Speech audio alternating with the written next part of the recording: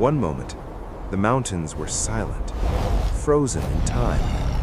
The next, the wind began to scream.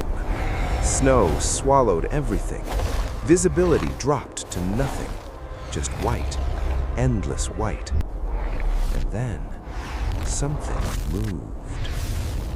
At first, you'd think it was your eyes playing tricks on you, a shadow where no shadow should exist, because there's no light out here, no sun, no moon, nothing to cast it.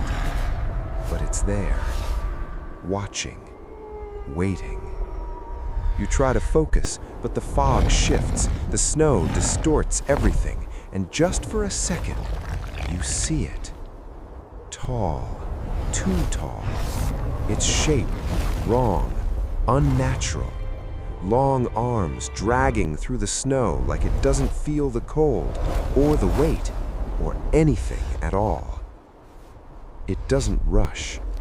It doesn't need to, because it knows something you don't. You start walking faster. The wind howls louder now, like it's trying to drown out the silence behind you. But deep down, you feel it, that presence, closer. You turn around. Nothing.